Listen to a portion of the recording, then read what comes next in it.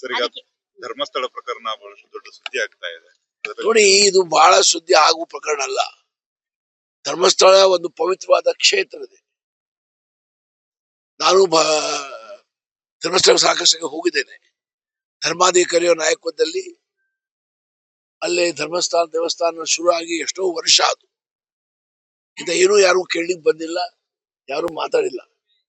ದುರ್ದೈವದಿಂದ ಕೆಲವು ವಿಚಾರ ಬಂದಾಗ ಸರ್ಕಾರ ಪಾರದರ್ಶಕ ಇರಬೇಕು, ಸರ್ಕಾರ ನಿರ್ಣಯ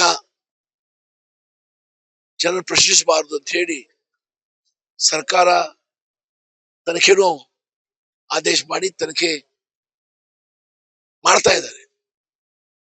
ಹಾಗಾಗಿ ಹೀಗೆ ಬಂದ ಪತ್ರಿಕೆ ಮಾಹಿತಿ ಪ್ರಕಾರ, ನಾನು ತನಿಖಾ ಅಧಿಕಾರಿ ಮಾತಾಡಿಲ್ಲ, ಏನ್ ಪತ್ರಿಕೆನೇ ಬಂದಿದೆ ಅದು ತಿಳ್ಕೊಂಡ್ರೆ ಅದು ಏನ್ ಸಿಕ್ಕಿದೆ ಅಲ್ಲಿ. ಹಾಗಾಗಿ ನಾ ಏನು ಪ್ರಶ್ನೆ ಈಗ ಮಾಡುದಿಲ್ಲ. ಸತ್ಯ ಸತ್ಯ ಇರ್ತಿದೆ, ಅಸತ್ಯ ಸತ್ಯ ಮಾಡ್ಲಿಕ್ಕೆ ಯಾರ ಪ್ರಯತ್ನ ಮಾಡಿದ್ರೆ ಅವ ವಿಫಲ ಆಗ್ತಾನೆ.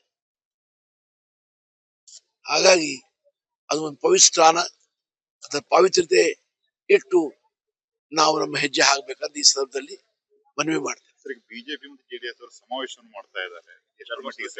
ನೋಡಿ, ಬಿಜೆಪಿ ಜೆಡಿಎಸ್ ಸಮಾವೇಶ ಯಾಕೆ ಮಾಡ್ತಾ ಇದ್ದಾರೆ ಅಂತ ನಾ ಕೇಳುದಿಲ್ಲ. ಆದ್ರೆ ಯಾರು ವಿರೋಧ ಮಾಡಿದ್ದಾರೆ, ಧರ್ಮಸ್ಥಳಕ್ಕೆ, ಆ ಪವಿತ್ರ ಸ್ಥಾನಕ್ಕೆ, ಧರ್ಮಾಧಿಕಾರಿಯ ಇದಕ್ಕೆ, ನಾವು ಧರ್ಮಾಧಿಕಾರಿಗಳು ಶಿಷ್ಯರು, ಅವ್ರು ನಮ್ಮಲ್ಲಿ ಬಹಳ ಪ್ರೀತಿ ಇದೆ, ವಿಶ್ವಾಸ ಇದೆ. ಹಾಗಾಗಿ ಬಿಜೆಪಿಯವರು ಜೆಡಿಎಸ್ ಅವರು ರಾಜಕೀಯವಾಗಿ ಇದು ಬಳಸ್ಬೇಕಂತ ಅವ್ರ ಸದಿಚ್ಛೆ ಮನಸ್ಸು ಇದ್ರೆ ಅದು ಸಫಲ ಆಗುದಿಲ್ಲ. ಜನ ಜಾಣರಿದ್ದಾರೆ, ಜನ ಗೊತ್ತು. ಈಗ ಯಾವುದು, ಈಗ ನಿಮ್ಮಲ್ಲಿ ನಾಳೆ ನಿಮ್ಮ ಮೇಲೆ ಒಂದು ಅಪವಾದ ಬರ್ತಿದೆ, ನಿಮ್ ಪರಿಚಯ ಆಗುತ್ತೆ, ನನಗೂ ಗೊತ್ತಿತ್ತು ನೀವು ಸಜ್ಜನರಂತ. ಅದನ್ನ ಅದು ಇನ್ಕ್ವೈರಿ ಮಾಡಿಲ್ಲ ಆದ್ರೆ ಅದು ಬೇರೆ ಅರ್ಥ ಆಗ್ತದೆ. ಹಾಗಾಗಿ ಪವಿತ್ರತೆ ಇಡಬೇಕು, ಸತ್ಯ ಎಲ್ಲರಿಗೂ ಗೊತ್ತಾಗಬೇಕು.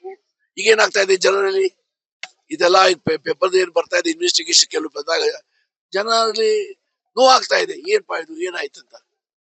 ಇಂಥ ಪವಿತ್ರ ಸ್ಥಾನಕ್ಕೆ ಜನ ಬಂದು ಅನಾವಶ್ಯಕವಾದ ಅಪವಾದ ಮಾಡಿ ಹೆಸರು ಕೆಟ್ಟ ಮಾಡ್ಲಿಕ್ಕೆ ಪ್ರಯತ್ನ ಮಾಡಿದ್ರಂತ ಅಭಿಪ್ರಾಯ ಬರ್ತಾ ಇದ್ದೇನಿಲ್ಲ.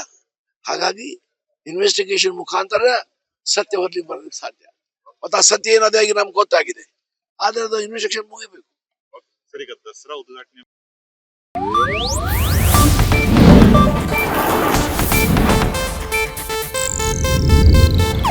ಇದು ಏಷ್ಯಾನೆಟ್ ನ್ಯೂಸ್ ನೆಟ್ವರ್ಕ್ ಪ್ರಸ್ತುತಿ.